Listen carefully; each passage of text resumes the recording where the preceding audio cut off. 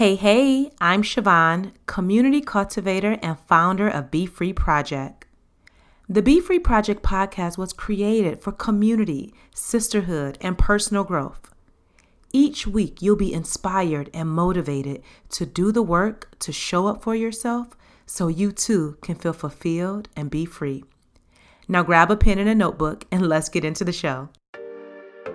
The best decision that you can make today is joining the BEFREE Inner Circle at BEFREEInnerCircle.com, a community for like-minded women to find their forever friends and get accountability to do their personal growth work.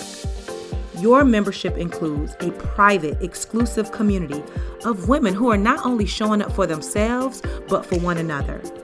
Weekly live events with me and or guest speakers, daily accountability so this way you can finally get stuff done, mentorship from yours truly, and so much more. Now, there's no long-term commitment and you can cancel at any time. However, I can guarantee the moment you join, you're going to feel a warm embrace and you're going to want to stick around. Every single member of the BEFREE Inner Circle will walk away with clarity, fulfillment, and confidence because guess what? When you're around me, you're going to win. So come and grow inside the BEFREE Inner Circle at BEFREEInnerCircle.com. Hey, welcome back to the BEFREE Project podcast. I am very excited to be in your ears once again, just to have really good conversation and insight on something that's very, very important to me, which is friendship. And so this week I am interviewing the author of the book, Missy. Her name is Shasta Nelson, and she's a friendship expert, a leading voice on loneliness and creating healthy relationships. Whether she's speaking at conferences or on TEDx stages, giving media interviews to outlets such as the New York Times and the Washington Post, or appearing as a guest on the Harvard Business Review podcast or the Steve Harvey Show. She is constantly teaching all of us how to create healthier and more fulfilling relationships in our lives. Her research and wisdom can also be found in her 3 books. Friendship Don't Just Happen teaches us how to make new friends as adults. Frientimacy, How to Deepen Friendships for Lifelong Health and Happiness, teaches us how to make our relationships more meaningful and healthy. And then her newest book, The Business of Friendship, Making the Most of the Relationships Where We Spend Most of Our Time, teaches us why we need to foster better relationships in our jobs. Shasta, welcome to the BEFREE Project podcast. I'm so happy to be with you, Siobhan. Thanks for having me. Oh, it's my pleasure. You don't know how excited I am to even have this conversation about friendship. So just tell us a little bit before we get into it, because I'm really excited. So I know I'll start asking questions, but tell me, how did you become a friendship expert? Like, what inspired you to do this type of work? Well, I can look back on my life and I've just always been like, friends have always been a really high value. And then my first career, I'm actually a trained pastor. And so I have my master's of divinity. And I can look back now and see that in my worldview at that time, that was where I saw community happen. Like that was where people came together, where belonging mattered, where we were there for each other, where we could make a bigger difference collectively than we could individually, where personal growth happened in relationships. And so that I got a lot of my passion in that space where it was like, how do you actually create when a visitor walks in the door, what is it that actually makes them feel loved? And how do you actually bond a small group of people in an appropriate way where we're not just like vomiting all of our stuff on each other? And what are healthy expectations in relationships? Like that's where I got a lot of my opportunity for kind of asking big questions and researching. But then it really became clear to me that, that I should say it this way. I wanted to do more community building outside of all of us having to have a shared religious belief. That I feel like it was limiting to feel like you had to like agree with me on something theologically, or like that was kind of it is an important community. And I found that I just felt more and more called to kind of help create community, even when we all have different religious differences or whatever. And so the last 15 years, I've been really passionate about community in general. And what is it that makes for friendship and loneliness? And, 12 years ago, I was really looking at friendship, and I love it. Speaks so highly of you to be exploring this subject, to be doing the growth on this subject, because I'm telling you what, like a decade ago, it was like a publisher would say, oh, nobody reads books on friendship. Like that is not a subject that, we had a book come out 5 years ago and it didn't sell well. So like, we're not really interested. Or, magazines were like, oh, we did a friendship article on how to be friends like 2 years ago. So yeah, we're good for another year or two. And I was always like, And yet you talk about how to lose 5 pounds like every single month, and like there's so much more about friendship. So I love, love, love that you view this as the important topic that it is. Yeah, and it's so interesting because as I was telling you before we started recording, I had read one book about friendship, and then because that book opened up so much in me, I'm like, oh, let me see if there's other books out there. And then I came across your book and several others. But the thing is, these types of books as it relates to friendship are not in the forefront, right? And it's like, but we crave friendship and we crave community and we crave belonging. However, there's not an emphasis in my perspective where that's in the forefront, where something, someone is teaching us like, oh, this is what it takes to build community. Yeah, we, especially women, we are so focused and have been historically on the romantic relationship. Yes. Like that to us is like the one that we're willing to buy 1,000 books on, pay buku bucks to have somebody match us up and give us the workshops and all that kind of stuff. And then having the baby, same thing. It's like our body, all of a sudden, like we'll buy every book on how to be pregnant, even though our body knows how to kind of do it. It's amazing how those two relationships, we are willing to invest so much time, energy, and learning. And yet the vast majority of our relationships will be non-romantic and non-child. And so all of a sudden you're sitting here, and especially for women, those relationships haven't always historically been that great for our health and happiness. It doesn't always correlate that the more kids you have, or that if you're married or not, that does not always correlate with greater happiness and greater earning and greater, better mental health and better physical health and longevity. But our friendships really do. And that was a really source of curiosity to me years ago. It's like, why is nobody talking about this? The research shows this is like the biggest quantity of relationships in our life. It's the one that helps us feel like we belong and are seen and supported in our lives. And yet it's kind of the one that we treat like it's great if we have it. And if not, I barely have time for these other ones. So we kind of are willing to let it go, but it's having a huge cost on all of us. So yeah, again, it speaks really highly of you that you not only read one book on it, but then you actually researched and went and found another one, because that's not the norm. And you're so right. And it's so interesting because once I read like your book and then this other book that I read, my mind started opening up. It's like, oh, I want to study this, and I want to study in a way so that not only do I continue to attract the right type of friends to me, but that I am a better friend. And so, and we're going to get into your book, because reading your book, it opened my eyes a lot on some of the things that, how you can think that you're a great friend. You're like, wait, you have some things that you need to work on. And so I'm very grateful that there is information out here that's really supporting that, because you're right. Like when you think of like, there's so much content, magazine articles, books, everything on romantic relationships and parenting.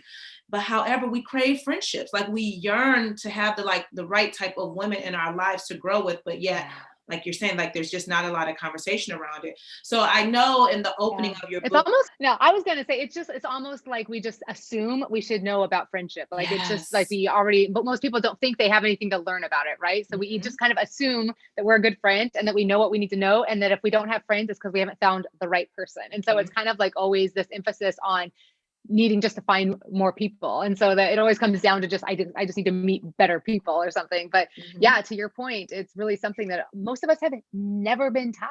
And so it makes complete sense that we would need to learn this and show up and say, what do we know about this now? So, absolutely. Sorry for interrupting. No, you're totally fine. Like, I feel like we're probably going to be like ping-ponging back and forth. But yeah, there's just not a lot of conversation on it. And what, I guess I will share this before we get into the book. What really opened me up last year, I had a friendship breakup, and it broke all the pieces of my heart, and I just wasn't ready for it. And this friendship was a 25-year friendship, and it was no drama. It was nothing, like, it was just, we just couldn't come to terms on a specific issue or what have you. And it wasn't until late last year that I started thinking through, like, well, what do you need in a friend? And I made this massive list of all the things that I needed in a friend. And I text this list to my friends. And I said, not only is this what I need from you going forward, but this is how I'm going to show up. And so then I started, when I shared the list, my friends responded in a very positive way. And I'm like, oh, now that you're learning so much and you've grown and you've healed and you've grieved and all of this, how can you teach other women about this? So I started talking about this pre-reading the books. So then when the books came into my, Beautiful. my forefront or what have you, I'm like, oh, there's so much more that I can learn and that I can teach. And that's the exact reason why I wanted to have you on the podcast, because not only to share my perspective, but to have, your perspective, especially because you name yourself, or you call yourself a friendship expert, which I'm like, oh, that's huge. That means you know all the things. So tell me, what inspired you to write this book specifically around friendship and intimacy? Yeah, the Frientimacy one came around because, so it's interesting. A lot of us are lonely. I'll start there. A lot of us have a stigma around the loneliness, and we actually are quick to not want to be lonely. And so we'll say, no, no, no, I have friends, and we'll name people, and we'll be like, I'm busy, I have a social life, and people like me. And, we kind of like have that whole thing. But then if we actually are mature enough to name the loneliness as for what it is, and there's about 64% of us who report feeling lonely on a regular basis. So it's very prevalent. And if we're willing to admit it, that's similar. I should just define that too. For loneliness, it's a hunger for more. We have more capacity to give and receive love in our lives. And so it's not a bad thing to be lonely. It's like feeling hunger or feeling tired when it's time to sleep. It's only bad or unhealthy if we don't identify it as a need or don't have access to those things. And so it's not bad to feel lonely. The most emotionally mature, intelligent among us will be quicker at actually being like, oh, that's loneliness, as opposed to calling it boredom or calling it hunger and eating. It's actually identifying it as a desire to be more connected to people, to be more seen, to be more in relationship. But what I've found is that when people feel that loneliness, as I was kind of saying earlier, a lot of us think, oh, I need to make new friends. That's like where our brain goes. And so my first book, Friendships Don't Just Happen, was more about how to make friends as an adult. But when I was out speaking and doing workshops and retreats and everything, I started really seeing, actually most of us aren't lonely because we aren't interacting enough. Most of us are lonely because we don't have enough intimacy in the current friendships.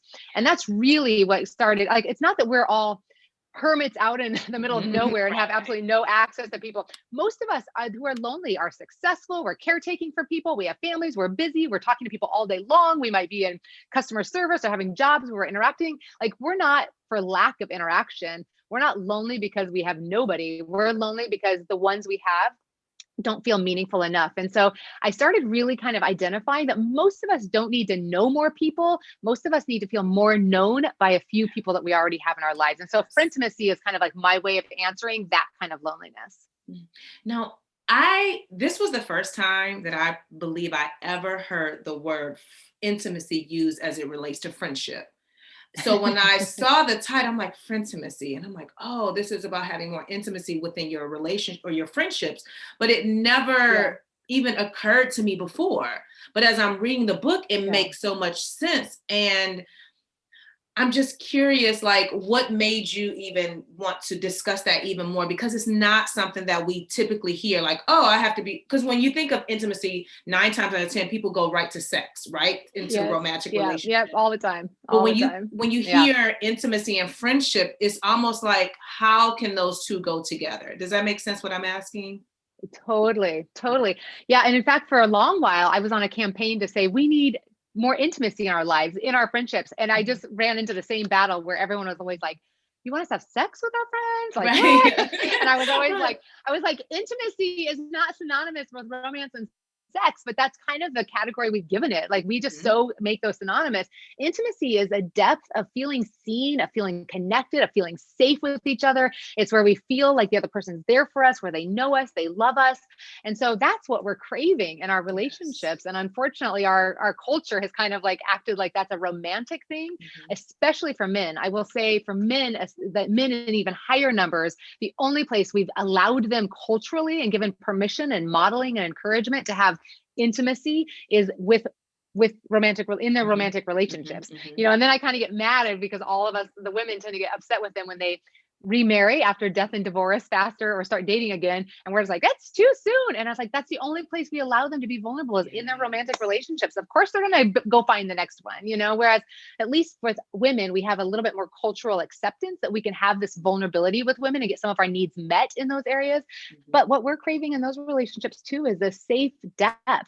And I find that one of the things, like in a romantic relationship, to kind of carry that out a little bit further, in our romantic relationships, we get to intimacy because we have we're willing to kind of go through some frustrations with each other. Like we don't break up every time the other person disappoints us. That we may not like conflict, but in our romantic relationships, most of us will get to the place. I mean, if we're going to have a sustained romantic relationship, we will eventually have to have the conversation that says, you know what, when you do that, it makes me feel this way. Or, I feel like I'm carrying most of the responsibility in this area. Or like, what I need from you is this, right? And we'll have those conversations. In our friendships, I just find that we don't do that well. So I'm super curious about your texts and your friendships, because most of us have not had it modeled that we need to like come to our friends and say, I need this, or that I want us to improve this area, or like actually talk about our friendship. And that's one of the things that when we, in romantic relationships, that we report feeling closer to somebody because we've had the fights and we've love each other still. We've gone through hard things and survived it, right? But with our friendships, we have like these weird mythological expectations that we should just never have those questions or those needs, and so they disappoint us and we get our feelings hurt and we don't have these conversations. And so, but intimacy is on the other side of that. And so it's really important to me to be speaking of like what most of us are craving isn't just more social obligations. Absolutely. Or just more Facebook friends, or just more small talk. I mean, when we're talking about wanting to be connected to a person, we are saying, I want to feel more loved, which means I want them to see me and know me. I want them to feel understood. I want it to feel safe. And that's intimacy. So yeah, I had to coin a whole new word to like help give us a new page in our heads where people weren't thinking sex. Yeah, but I love it because that's not something that, well, let me say this. It is definitely something that I was craving, but I didn't know that I was craving it. And so when that friendship ended, I started reflecting on how I showed up in the friendship, how she showed up in the friendship. And I'm never blaming anyone. Like everyone, we showed up like we knew how. But I value friendship so much in my life, and I always have. And it may be because I'm an only child. I love having women around me. I love having inspiring conversations. I love the connection, the vibe, the energy that only women have when they can get together. And so when that relationship ended, I started reflecting, thinking, okay, well, what do I really want going forward? Because I don't like the way that my heart felt at the end of this friendship. And when I wrote, because I had wrote everything down on paper first, and then I typed it up in a text or what have you, I was very intentional, and I sat on it for a few days, and I'm like, okay, this is everything that I need in a friend. And I had no hesitation about sending it only out to a close group of people. So it didn't go out to everyone. Yeah. But a very close group of friends. And I said, this is how I'm going to show up for you. And this is what I expect back. And then you have the opportunity to say if that's not okay for you, or, maybe there's something in the list you didn't like, but not one person said that. And I guess now looking back at it, that was my way of starting to create intimacy, but I didn't know at all that that's what I was doing.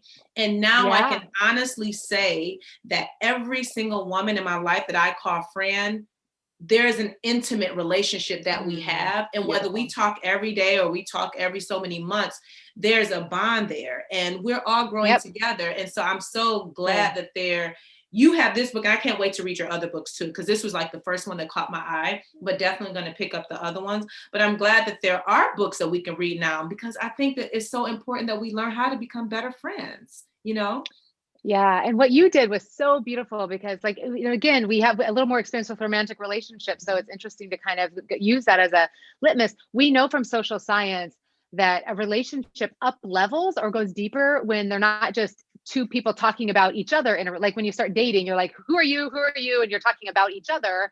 And then we know that a relationship becomes something different when we start talking about the relationship, when we have the conversations that are like, so what exactly are we here? And like, what are your goals for us? And what do we want? And do you want kids? And, we start having like these bigger conversations about the relationship. And in a lot of our friendships, we never have that conversation. We like keep about how are you doing? How am I doing? And but to actually have the conversations about how's our friendship like showing up for you, and what do you need more of, and what do you need less of, and like what are the things I do that actually feel the most loving and supportive to you? And having those, like what you're doing with your friends, is something so you did it intuitively, and it's really interesting because we don't have a lot of modeling. I bet your friends didn't get those kinds of texts from very many of their other friends. I mean, it's kind of a rare thing that we are willing to show up and say, hey, let's just take a second to talk about what we each bring to the table, what we each need from each other, what our love languages are, how do we each feel the most love from each other, how we each respond to stress, and what do you need from me when you're in those moments, and where we're actually like getting to know each other as a person in a relationship, in this relationship, and knowing that the relationship you have with one friend, while it will have some commonalities and similarities to a friendship with another friend, the truth is that every friendship kind of creates its own pattern, its own dynamic, and so like they serve different purposes and have different needs. And like one friendship, if you talk to her every couple months, that is the consistency, the pattern that you have, and you would be alarmed if she called you. You'd be like, what's wrong, if she called you 3 days after the last phone call. Whereas another friendship, if you guys talk every day, you'd be like, why hasn't she called, what's wrong? Like we have an expectation. Each friendship kind of develops this pattern. But how beautiful of what you did to show up and to give permission and like modeling and open that conversation. I love it. Yeah. And I really wanted my friends to know that I'm not asking you to do something that I'm not doing myself, right? And this was the first time that I ever defined what I needed in that way. And so I met a new group of friends. It's 3 ladies that I became friends with this year, actually in March of this year. And because of where we're at on our personal growth journey, I believe age plays a factor as well. There's so much intimacy started from the beginning. Like, this is what I need, and it's just been such a beautiful friendship dynamic that not only do we have as a group, but also, to your point, as individuals, where I know when I was a teenager and even in my 20s, me and my other group of friends, we did everything the same. Like whatever it was, everything was the sameness. But as you mature and you get older, you realize like, no, this is who I am. This is who you are. And I'm going to respect you for who you are. And so one thing that stood out in your book a lot was the the friendsimacy triangle. Can you talk a little bit about that? Because I was there, but I'm like, I didn't know that there was someone else out in the world that knew that this was important in a friendship. Yeah. So one of the really cool things is that when you take all the different social science out there and you're like, okay, Google's over here studying what makes for a healthy team. And these people are over here studying, the Gottman Institute is studying what makes a healthy marriage. And these people are over here studying, how many best friends do you have? And how do you determine if this person's a best friend or just a friend? And like all these amazing studies. And I was like, they're all using different words. And yet we're like, what are we all studying? Like, what is this thing? And so I just kind of overlaid every study I could find and like what different people were using and what they were measuring. And I found these 3 things. And so these are 3 things that we can use different words for, but, and we all will illustrate them differently, but basically every healthy relationship is built on these 3 things. And if we want to measure how healthy a friendship is or how close it is, it's how much they practice these 3 things. Any relationship, like you were just saying, any relationship that feels meaningful in your life, it's because you have practiced these 3 things, whether you were conscious of it or knew it or not, you have done this. And any relationship that is not feeling good right now, it's because you can actually look at it and identify which one of these 3 things is lacking, or which one is kind of broken or needs repair or needs intention. So those 3 things, I teach them on a triangle. The base of it is positivity, which is positive emotions, not to be confused with being Pollyanna or only saying positive things. It's how we leave both people feeling. And so it's all about empathy and laughter and enjoying and loving each other and showing up and acts of kindness and whatever we each do, it'll look different on each of us. But at the end of the day, nobody wants more friends that leave them feeling more guilty, more obligated, more judged, more, more negative stuff. If it's going to be meaningful, it has to be fulfilling to both of us and meaningful and enjoyable. And then from there, both sides of the triangle move up. On the one arm is consistency and on the other is vulnerability. And I teach that those should move kind of incrementally and at a similar speed. And that basically is consistency is our time together. It's our logging of our interactions. It's our shared experiences. It's kind of the compiling of our memories and the hours we're putting in together. It's what we do together. It's how we interact. It's basically just kind of every relationship, you and I could like hit it off and have positivity and like love it. And that's great. And that's a one-time thing. If we wanted to build a friendship, we would have to repeat it over and over and over. And we've all met plenty of people that we didn't repeat it enough to build that friendship and to have that. And that's what builds safety. That's what leaves us feeling like that person is there. That we have this pattern, that we have things we do together, and that's our spending of time together. And then the third is vulnerability. And so as we're spending time with each other, we're getting to know each other better. And as we make memories together, we're learning more about each other. And as we ask questions, we're starting to kind of get a feel of how does she respond when she's under stress? And what is her past experiences with her family of origin? And, what is it that she wants to do with her work next? And so this is where we're learning about each other, getting stories and feeling seen. And so these three things, we can use different words, but basically the health of any relationship comes down to, do you enjoy it? Does it feel safe and comfortable? And do you feel like you both know each other and that you accept each other? And those three things just keep working together. So as you're vulnerable, it needs to be followed up with positivity, because the last thing you want to do is be vulnerable and then have people kind of give you the weird eye or start telling you that's not appropriate or judging you. So it needs to feel good. And then you want to do it again, which is consistency. And then every time you get together, you get to know each other more, and then it feels good. And so you just keep doing these three things over and over and over.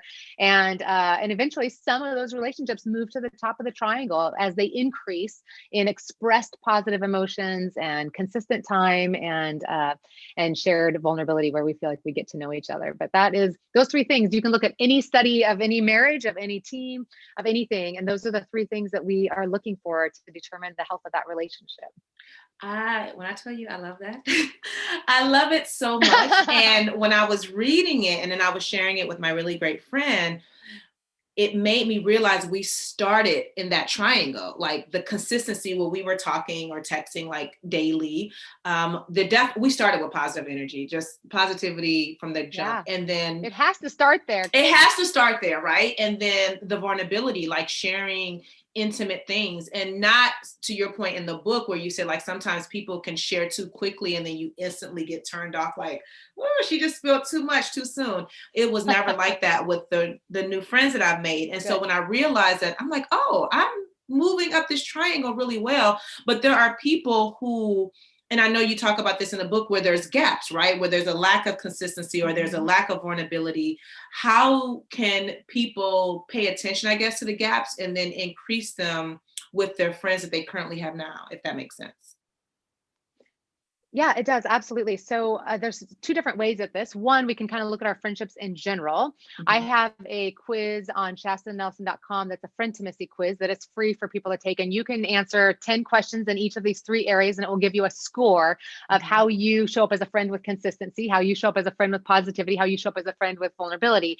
And the goal there would be to identify which one might be the one that would make the biggest difference for you to focus on and improve. So maybe you know how to show up and follow up and stay in touch with your friends, and you're really affirming and joyful, but maybe you don't open up very much. And so you need to practice vulnerability, right? And so some of us, we can look at our relationships kind of collectively and identify which of these three areas would behoove me and my friendships to really focus on more. And then the other thing we can do is kind of look at our relationships specifically. So I can look at this friendship and say, okay, this friend, I have good consistency and positivity with them. In other words, we get together frequently, we see each other regularly, we always enjoy that time. But I don't really feel like we're getting to know each other, or I leave not feeling like I told her much about my life, or I leave and I feel like she never opens up. And so I need to work on vulnerability in that friendship if I want to deepen that friendship. Whereas I can look at another friendship and say, that friendship, oh, every time we talk, it's just like the best. We pick up where we left off. I just love her. We just like, and just tell each other everything. And I only talk to her every 3 or 4 months. And so that is a level of consistency. But if I want that friendship to grow, then it means, what would it look like if we talk every month and have less to catch up on, or what if we actually talk more frequently? So I could increase my consistency if I want that friendship to feel more supportive and present in my life. And so we can also look at each specific friendship and kind of identify like which one of these three things would deepen this friendship and leave it feeling more supportive and more meaningful to my life. So is that a conversation that you would suggest that a friend make to another friend, like looking at their friendship with, having that conversation to say, hey, am I showing up for you in the way that you want me to show up? Do you need me to be more vulnerable? Like, is that a conversation that you think that needs to be had? Or is that something that as a friend, I would naturally pick up on like, oh, I notice that I'm not being as vulnerable with her. What's something that I can do to kind of share a little bit more? So then that way I get that in return. Yeah, I think it would depend on the friendship. I'm certainly close friends, and I have a book study guide to go through this book, because my biggest dream is the idea of friends reading this book together and talking about it. And the book study guide kind of walks them through like getting to building their own friendship while reading this book. So I do love that idea. I think I would probably say in general practice, it's best to identify it ourselves and then kind of just be paying attention to it. It is okay to say to a friend, I've said to a friend, and I try to always phrase it as a really positive thing. I'm very big on kind of doing the affirming thing. So I found that I was walking away from a lot of friendships not feeling that seen. Like I did a really good job asking them a lot of questions about their life and really, and they would maybe ask me questions, but the questions were asking me about things that weren't the things that were really important to me. So they were asking me about work or social media posts that I'd done, but I left being like, I really wanted to talk about this and it never came up. And so one of the things I knew is that if I wanted my friendships to feel more supportive, I had to show up more. I had to actually share the things that I wanted to share. So I had to be driving to my friend thinking, what do I most want her to witness? What is most important for me to share? So I had to be intentional up front, thinking like, no matter where the conversation goes, I want to make sure I tell her about this phone call I had with my dad last week, for example. And so like, if I just sat there and waited for her to ask about this random conversation with my dad that she doesn't know, it's never going to come up. I have to choose to bring that up. And in that case, I could say to my friend, I've said to them before, like, I am working on, like, one of the things I'm trying to focus on now is making sure that I share more, that I'm more vulnerable in conversations. I admire how much you do that. Like if I have a friend who talks a lot, I always try to phrase it like, I really admire how you just show up and share so comfortably. That's something I want to focus on more. And I want to make sure that we both are leaving the conversation feeling really, really seen. And so will you help me? I'm going to be trying to share more. And if you'll just like help kind of like, it's my job to remember to do it, like it's not their job to ask the question, right? But if you catch me, like if you see me withholding, or if you see me not like jumping in and talking, like I give you permission to like call me out on it and to kind of like invite me to talk more. And so that's a better way than saying you talk too much and there's no room for me to talk in this conversation. Right, it's me saying it's my job to show up and talk. And so I think it is beautiful to show our friends that we are thinking about how we can show up and how and be better, you know? And so I think it's beautiful to kind of bring that up to the table and to offer that too. So in a way that's affirming to them and just kind of helps them see that we're working on this. We're working on ourselves. We're all works in progress. And I think that is so amazing because it shows the maturity and how much you care about your friend. And then also having that open communication. And it's been quite interesting during this pandemic to watch how, and I've seen several posts like this where people are blaming their friends for not reaching out to them as if we are all not going through this pandemic together. And I see this often where women don't take responsibility, so they're quick to blame their friends. And my question is always, well, did you reach out? Did you check in on your friend? Because she could have a million things going on in her life, but you're sitting over here thinking that it's personal and it's about you. And so I think the way that you phrase it to make sure that you're having that open communication, that is very, very, very important. I hope my listeners are paying attention because it's not just one-sided. Like this is a mutual relationship. And that means that we both have to show up. And it takes work. It takes work to build like really great friendships. It does. Yeah, it does. And I think one of the things that pops into my head is there was a study done a year and a half ago out of University of Kansas. And it was tracking how long it takes for us to feel close to somebody else. And so it shows that it takes about 40 to 60 hours for us to go from, stranger to casual friend. And then 80 to 100 hours before we feel like we're friends. And then 200 hours before we're like, that person is a best friend. And I care less about the exact number of hours. I kind of think we could accelerate that in certain situations. And, and I think depends on what we're doing together and how we're all practicing and stuff like that. However, what it does illustrate is that even if you meet somebody like these people that you connected with last March, even if you like each other instantly and feel this affinity and this closeness, it still takes hours before you really know who they are and what they're like. You just don't know their story. You can like each other, but you don't know their life. You don't know their stories. You don't know them. You don't know what your pattern's going to be. You don't know what makes them laugh. Like it still just takes a long time to like build the database of knowing who each other is and who we are as a friendship. And so one of the things that's really important is I've been thinking a lot more about my friendships as like, that's a 100-hour friend or that's a 200-hour friend. In other words, if there's something where it feels like, oh, she's talking too much or she's not checking in on me or she's a da-da-da-da-da, I think to myself, if that's a 10-hour friend that I barely know, then I'm probably not I don't need to go like jump in and save this big investment. But if this is a close friend that we've invested years of our life together. We know each other. We've practiced high consistency. We've practiced big vulnerability. We've logged the hours, so to speak. Then I'm going to say, I have a responsibility to do everything I can to try to repair this investment. For me to walk away from a 200, 500, 1,000 hour friendship is crazy. It will take me 1,000 hours to go replicate this with somebody else. I would be much more better served having an awkward 2-hour conversation or 1-hour conversation or whatever it takes, a tough couple weeks. I will still be better off for having invested deeper in this friendship and having the other side of it be something where we have more intimacy, more safety. We know each other even better. We've survived this thing together. And I just think that so many of us are walking away from our investments. And that's one of the things that's leaving us lonely, is that if you just keep digging 5-foot wells everywhere, you're never going to get to like the 20-foot well that can really make your life abundant. So I think it's really important that we are willing to have some of these conversations and grow together, or else we just kind of end up having a lot of shallow relationships. And I think that that's what's happening. I think a lot of women have these shallow relationships. And so when I get the DMs on Instagram or people email me like, well, how do you make new friends? And how did you find these great friends?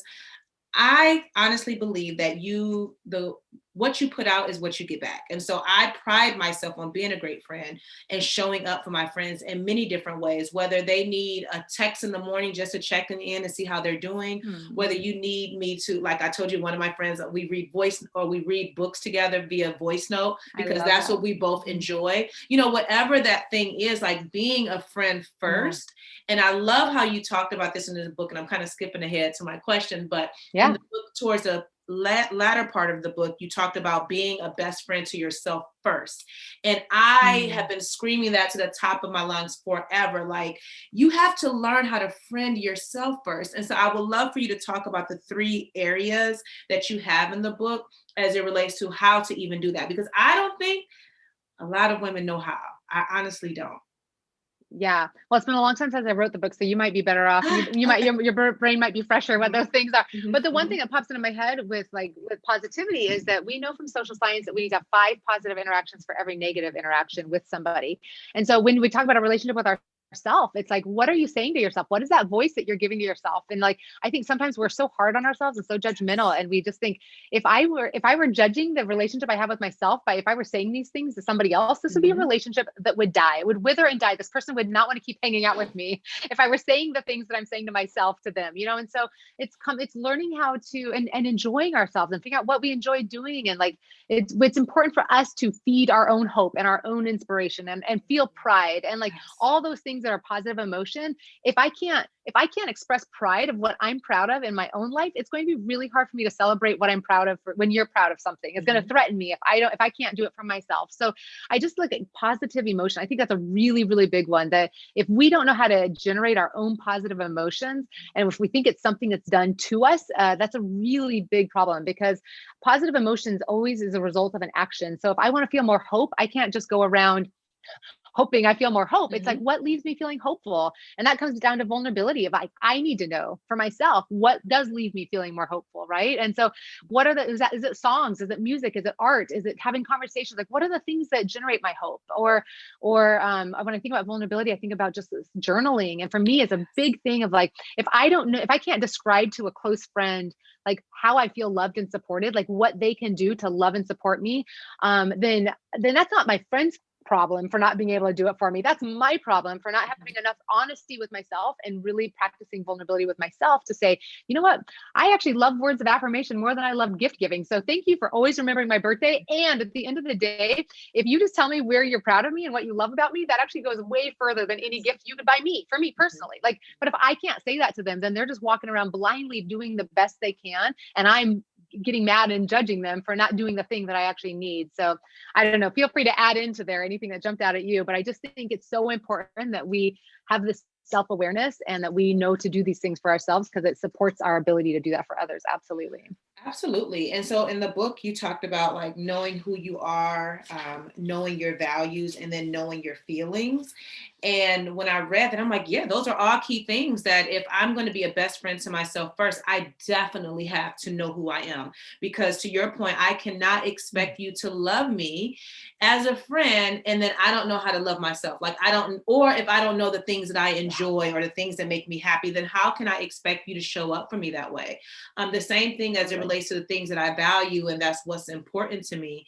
And then feelings, and feelings are huge. I think I probably started understanding my feelings last year, and it's been a process because I didn't grow up being able to express my feelings. And so when I started feeling my feelings, it was hard. It was very hard. So when you talked about it in the book, even when you talked about anger, women are, and what I have been taught, it's not okay to be angry. You can, Totally. and if you are, you definitely better not express it. And so I had this aha moment this past summer where I was angry about something, and I was FaceTiming with a really great friend, and she said, "Are you angry?" And I'm like, "No, why would you say that? Of course I'm not angry."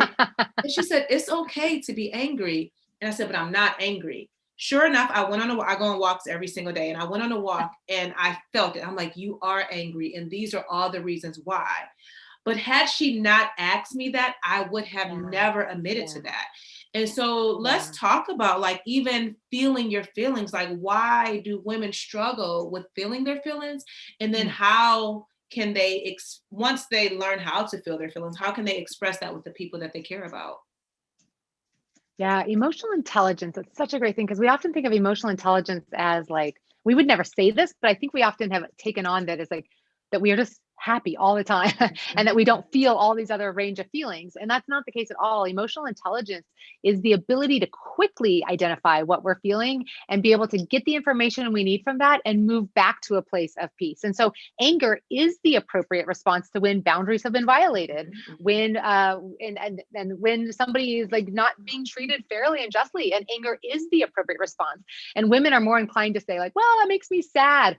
No, that doesn't make you sad. Sad is the appropriate response to when there's been a loss. And so if your boundaries have been violated, or if things are going on in the world that are unfair, unjust, that is not something that should just make us sad. That should be that the healthy response is anger and say, this is not okay. This is not okay at all. And it's anger that gives us the motivation. Like once we can identify it as anger, we actually then have better information of what to do with it. Because if we misdiagnose that as sadness, then we're going to, well, I need to cry. Well, I need to go to my therapist. Well, I need to be on antidepressants. Or well, I need to, and so we go down this whole other road. If we identify it appropriately as anger that says something of boundary has been violated, then we go down a whole different path. What's being violated? What can I do to better protect that boundary? Who do I need to speak up to? Who do I need to speak up for? What do I need to be saying? Right. And so it's an entirely different course of action that we would take. And I think, and with our friendships, it's the same thing. I think if I can, my friends and I, we love getting into all these feelings things. And this summer on one of our Zoom gatherings, a group of us get together every single week. I put up a list of all of the feelings, and I bring these to every retreat I do. I'm really big on picking the feelings I want to feel for the upcoming year. And I'm just really big on feelings. And one of the things I did with I just listed I put the jig chart of all the feelings up, and our sharing that day was like, pick a word and then tell us a story of recently of when you felt that word, that feeling. And so it was so beautiful to like go into our sharing from that point where somebody was like, I felt lethargic. And it was like, suddenly she's telling a story about when she felt lethargic, and somebody else felt disillusioned, and somebody else felt, pride, and somebody else felt, and you're just kind of rage. And you're like having this whole beautiful conversation where we're kind of practicing naming our feelings with each other and telling stories and letting other things come up in the conversation. And it was so beautiful. And I just think that with our friends, I'm not speak exactly what you were saying earlier. Like I have to be able to identify what I'm feeling. And then you want to be in a friendship where you can actually share that, and where it's a safe thing to share, and where your friend can say it's okay to feel angry, and because you share it with another friend who's not emotionally intelligent, and they're going to be trying to talk you off the ledge and trying to kind of just calm you down. I don't need to be calmed down. The world is on fire. Like we don't need more calm people. We need people who are out protesting. Like this is the appropriate response. And so, I think to be able to know that for yourself, to have a friend who can mirror that and validate it is probably one of the most magical things in the world, because you have your own knowing and you have another friend who can witness that. And it's like, suddenly you're like, okay, I don't need the rest of the world to be on board. I have enough in me to like go do this and stand in this space. And I have that clarity. And it's a huge gift. Oh my gosh, it is definitely a huge gift. And now that I'm feeling my feelings, I am feeling all of my feelings. And one of the things that I realized too is that you can have multiple feelings at the same time. So I can be angry and I can be excited about all the amazing things that's happening with Be Free Project. And that doesn't mean that there's something wrong.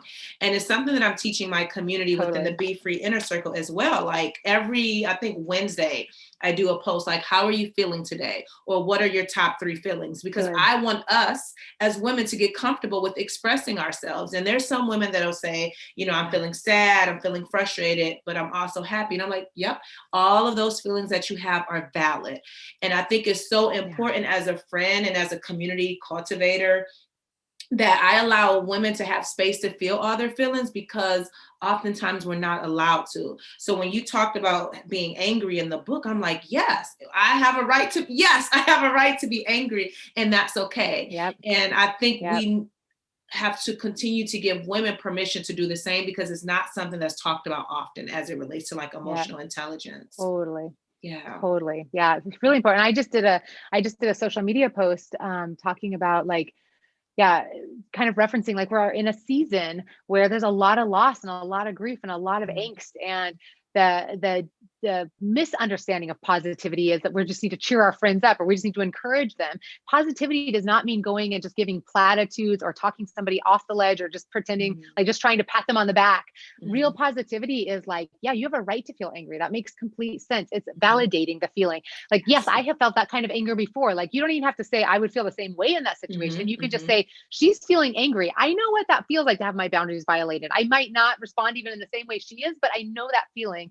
And so it's being able to say, I know the feeling of being angry. Like, that sucks. Or like, what are you going to do about it? You know? And so we really need to do a better job of validating each other's feelings and sitting with those feelings with each other, because it's all too easy when we get on, if we're not comfortable with feelings, then we're not comfortable with somebody else's feelings. And so then when they're crying, we get uncomfortable. When they're angry, we're like trying to talk to them, like think that's bad.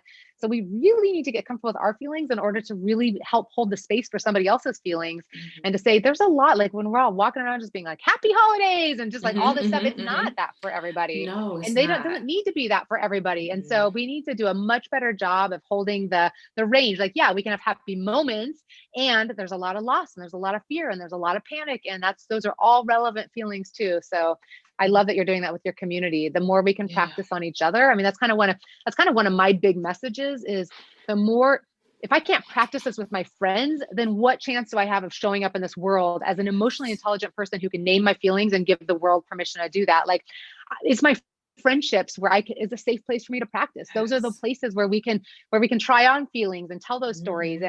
And if I can't do that there, then what chance do I have of showing up with strangers and showing up in the bigger world and showing up in front of my boss or showing up in front of my family that's difficult or something? Like, my friends are the safe place to practice this. Yeah, I agree 110%. And one of the things that we've been talking a lot about within the Be Free Inner Circle, which is my membership community, is giving women permission to take up space.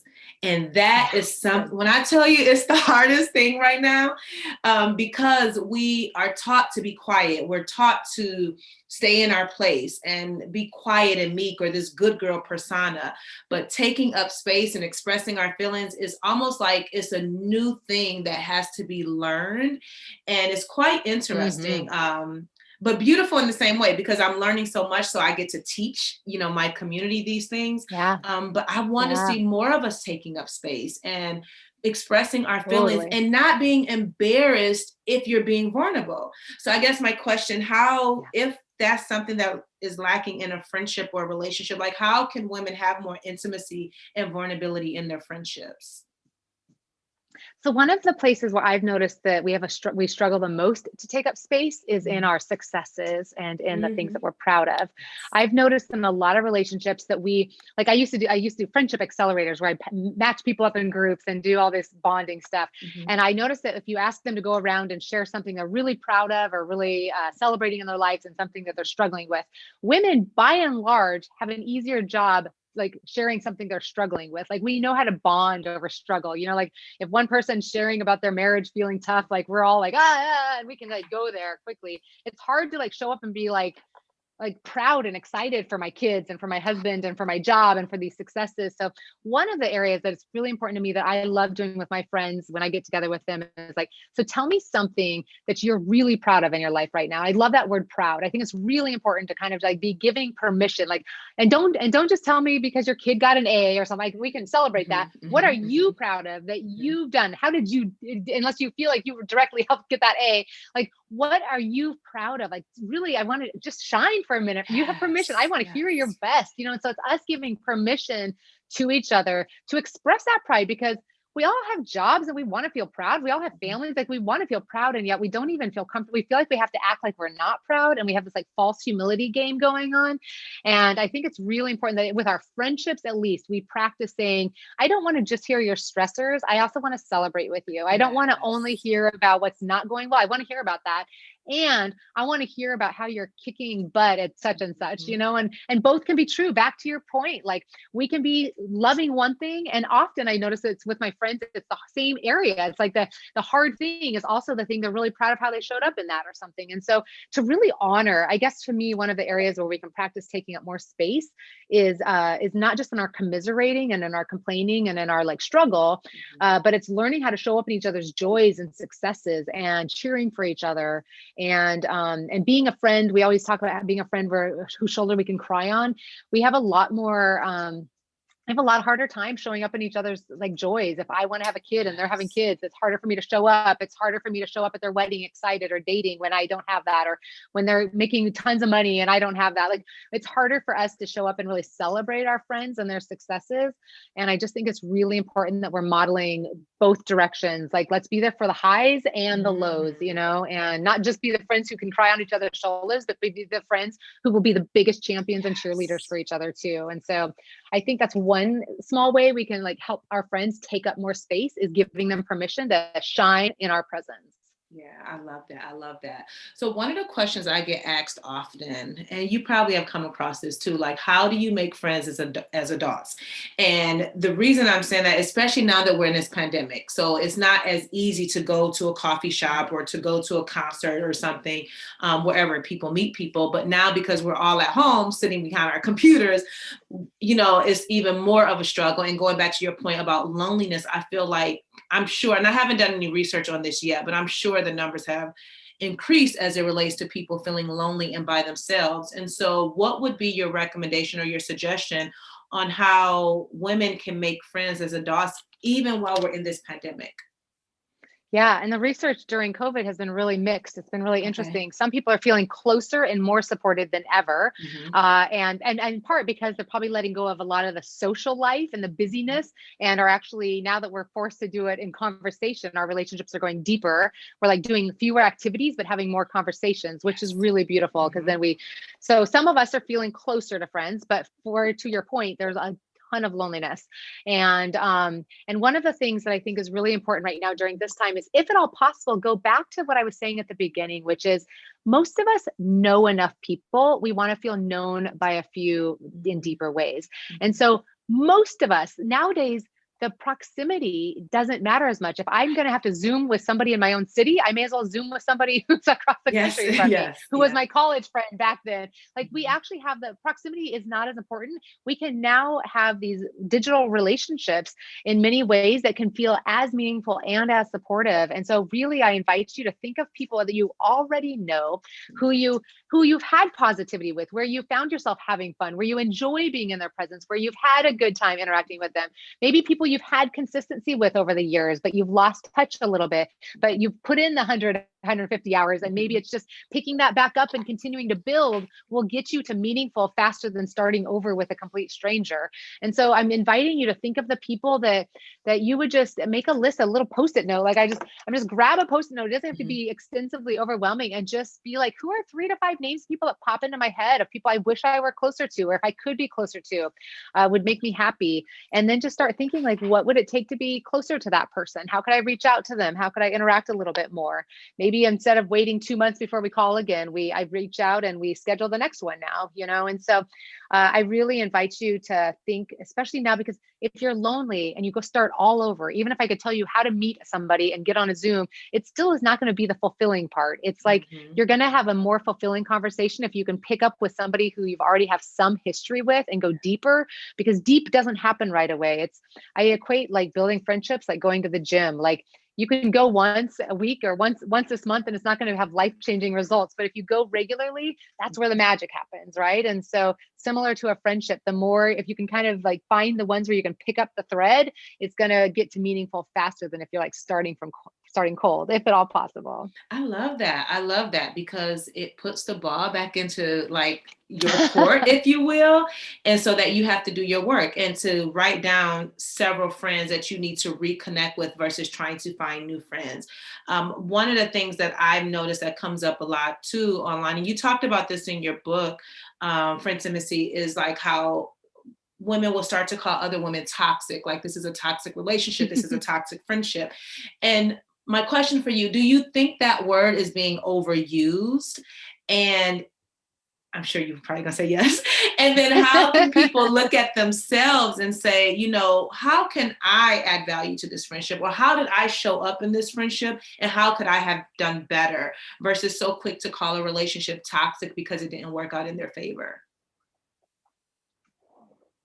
Yeah, I love that. In my most recent book, The Business of Friendship, I'm very proud of how I outline toxic friendship in that chapter, because that's one of the things that comes up in workplace relationships a lot. And so kind of drawing from that, like, I'll just say real quick, when surveys are done, 86% of us say that we have been best friends with a toxic person.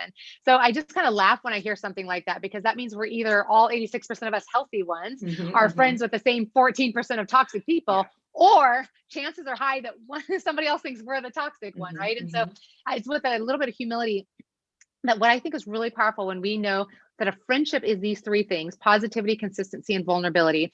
What it says to me about a toxic relationship is that it's very rarely the person who's toxic, and it's more likely that our relationship, our pattern, has created a toxic habit or pattern. And so it's really important to identify, because I went through a friendship breakup 2 years ago and did it's like my most popular video YouTube series. So it's obviously a big issue out there, and it's heartbreaking. I'm with you. It just kills you. And yeah, I did that series. And one of the things is I was tempted to say, wow, she's toxic. Like, there was behaviors that did not impress me.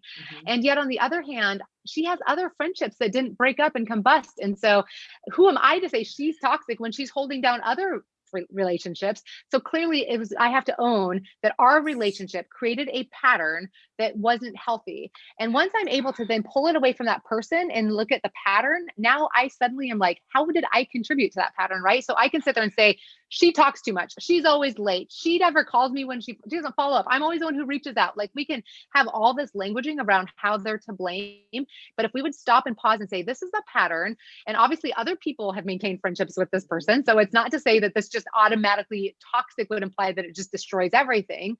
Then what can I do differently to say, okay, how might I shift this pattern, right? So how can I show up to talk more? How can I show up to identify what means more, how we could fix this, how we could repair this, how we could increase our consistency? Like, what does it look like? And suddenly when you are able to take the word toxic away from the person and look at it instead as a unhealthy pattern, then it's suddenly a whole slew of opportunities that open up to you. And then it becomes exciting, because now you can actually do something to repair this relationship or to try to fix it. Whereas just labeling somebody, there's nothing left. There's no options. Like, you're just labeled somebody and you're just going to devalue them and like kind of walk away and think self-righteously that you're so healthy and they're toxic, when really you missed an opportunity for some serious growth. I love all of that. I love it. I love it. I love it. And that's one thing that I refuse to do as it relates to the friendship that's no longer. I refuse to speak any ill on her name. Like, I send her love and light. I love her. Like, we had a beautiful friendship. It's just that we got to a point where I honestly feel that we're growing in two different directions, and that's totally fine. When I looked at it from the outside, I said, I had to look at myself, to your point, and I said, Siobhan, you were codependent. you had some issues and some wounds that needed to be healed. And so that is how you showed up in the friendship. That's not her issue. That is your issue. So now I have to go back and do my inner work to heal and grow. And then to make sure that I don't take those codependency patterns, if you will, to another friendship. So I really had to do my work. And now I'm like, oh, this is how you showed up. This is how she showed up. And to your point, she has other friendships that are great. But as we grown, I just think we have to pay attention to how we show up in friendships and not be so quick, to your point, to call people toxic and to blame them, because you had a part in it as well. And also to be mindful to not take those same patterns into another friendship, because I noticed I was doing some of that. Well, I wouldn't say codependency, but there were some patterns or behaviors that I had that were showing up in another friendship, and I caught it immediately. And I'm like, oh, we're not doing that here. We need to kind of fix that. Good for you. Good for you. It's because I've been doing my work though, you know? Yeah, good for you. I think that's so key. A lot of our loneliness, if you're going to walk away every time somebody disappoints you, you're just going to be lonely. And you have to figure out how to, if you have my Friendtimacy book right in front of you, in the opening, there's a quote like at the very beginning that I just love, that it'd be better for you to quote it than for me to paraphrase it. It seems impossible to love people who hurt and disappoint us, yet there are no other kinds of people. Yeah, I mean, I think it's so easy just to label somebody who disappoints us as toxic. And yet, if you're going to get in the habit of that, you're never going to be in meaningful, deep relationships, because it's impossible to be in a relationship with somebody who's not going to disappoint you at some point. So we have to learn to not label them and instead look at what that is. And I'm so proud of you for thank you. Showing up, for growing, for evaluating, for looking at this stuff, for sharing it with everybody. It's really such a blessing to all of us that you are doing this. I mean, it'd be much easier. People think it's easier to just kind of just keep moving on to the next one and not stop and reflect and grow. But it's actually a really hard way to live life. I actually think it's it might feel harder to kind of settle in and look at this stuff, but I actually think it ends up making your life feel easier and more joyful than to ignore it and avoid. So good for you. I agree 100%. Like, now that I know what I want and need in friendships, it's easier to attract those types of relationships and be open to more people coming into my life and not feeling like, oh, I have enough friends, but like, no, I'm here for plenty. But I have to make sure that their energy is in alignment and that they're going to add value to my life. One thing I do want to talk about quickly, because you don't hear a lot of conversation about friendship breakups and how to, I guess, heal from a friendship breakup and how to move forward. So I don't know if you would like to share your experience or even some tips if somebody is going through something like that. Yeah, it's friendship breakups are so hard. I know that I break it down in a whole video series, kind of probably in a little more articulate detail, but I think it's, and you've certainly illustrated some really beautiful things. I think it's just the most important thing for me usually is I always start with can I repair this? And my answer is always let me try. Even if I'm angry, even if I'm I think my thing is, let me try to repair it, because either it doesn't work, but I've lost nothing because I was going to walk away anyway, except now I've actually strengthened a muscle that's trying to have courageous conversations. And I'm only better served in future relationships for having tried that. Or this friendship and I have this conversation and we end up developing something deeper where we now have this shared understanding of how we hurt each other and how we don't want to do that anymore. And so it's a win-win. I've convinced myself in my head that when there's a tough moment, it's always a win-win opportunity. I will either build more skills for how to lean into tough moments in relationships, or I will deepen this friendship. And either way, if it doesn't work out, it doesn't always work out. In my friendship breakup, I tried and I couldn't fix it. And at that point, I think there's a lot of surrender and acceptance and forgiveness that has to be done. And for me, I'm very similar to you. It was I am going to do everything I can to hold gratitude for what we had, and not dismiss all of that as but say, I'm so grateful. And it was a hard exercise to do, because I think we want to devalue it, because if we hold it as valuable, then we somehow think it's going to hurt more. But I'm not afraid of hurt. I would rather say, I loved how she did this, and I love this memory, and I love that she gave this to me, and I love, and being able to kind of cultivate the gratitude for those years that we had together, and to hold hope that I did some of that for her. But right now, the only thing I can do is just hold so much gratitude. And then it's forgiving myself for where I failed, and forgiving her for how she didn't show up the way I hoped she would and wanted to. But all of that leads us to being better people, which I think is so important. I love it. I love it. Those are really, really, really great tips. So is there any thing that we haven't talked about as it relates to friendship that you feel like women need to hear as it relates to having intimacy in their friendship? The studies of relationships show that we replace half our close friends every 7 years. And so I think it's just really important to presence that not every friendship needs to make it forever to be valuable and helpful and meaningful.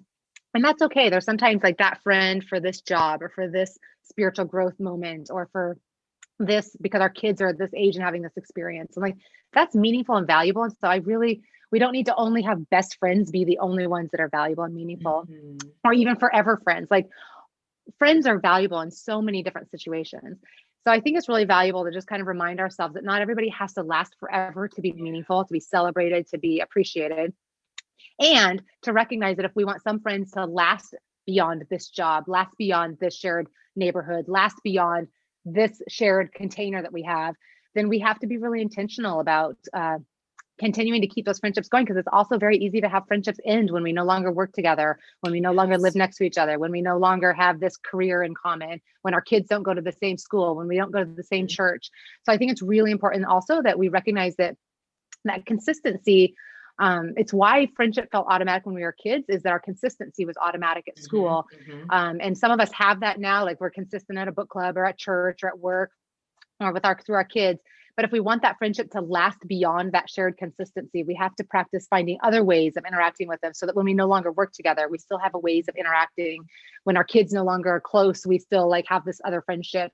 So I think it's just being mindful of both. It's like learning to hold loosely with one hand, letting some friendships end and not needing to hold every single thing to having to make it. And on the flip side, saying, I don't always have to just hold it so loose that like whatever happens, and just let relationships drift apart. If they're important to me, what can I do to like maintain them so that some of them go past that 7-year cycle a little bit? So yeah, I think I just wanted to kind of presence. It's okay that not every friendship makes it. And if you're lonely and want more depth, it's like we need to learn how to go through some big transitions so that we have some friendships that are like more lifelong relationships.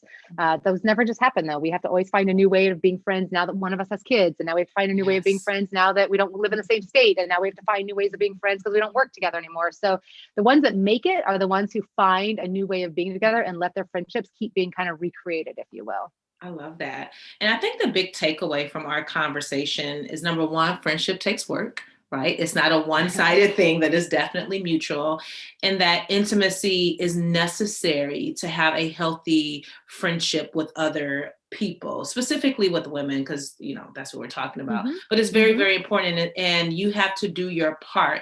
And when you do your part, being your own best friend first and putting in the work, then naturally you're going to attract people that are similar to you, that you have things in common with, that you can, develop and grow a beautiful friendship. So I love that. If you can tell us where we can learn more about your books that you have, as well as where we can connect with you on social. Yeah, ShastaNelson.com. You can find links to all of my books there, and they're all on Amazon and all the major bookstores and stuff like that. So you could also Google my name on any of those sites. And social media, I love playing on Instagram and on YouTube and on Facebook and on LinkedIn. So if you're on any of those, Twitter a little bit, but on any of those, Shasta M. Nelson is where you can find me on most all of those sites. And I love connecting with you. So come find me and tell me that you came from Siobhan's community, and I will know you are a good person. Yes. And I'll make sure that I link to your books and all your social media channels and everything in the show notes. I just want to say thank you. Thank you for having this much needed conversation. And I know that the listeners are going to find so much value in it. And then hopefully they start to build more intimacy in their friendship. So thank you so much for being a part of this interview today. Thank you. Thank you. Oh, my privilege. Thank you for the good work, and so many blessings on you and your community and all your listeners. Thank you for just helping to inspire and bring people together. It's so needed. My name is Crystal Sledge. I'm from Cleveland, Ohio. I joined the BEFREE Inner Circle about a year ago. There's so many things that I love about this community. The motivational videos, the daily motivational posts, articles, podcasts, the weekly, monthly, and daily accountability check-ins. But most importantly, I love that I am surrounded by like-minded women. I feel comfortable to say what's going on with me in my highest moments, in my lowest moments, and I'm not afraid of being judged. I know I have women that are going to rally around me and uplift me and motivate me and empower me.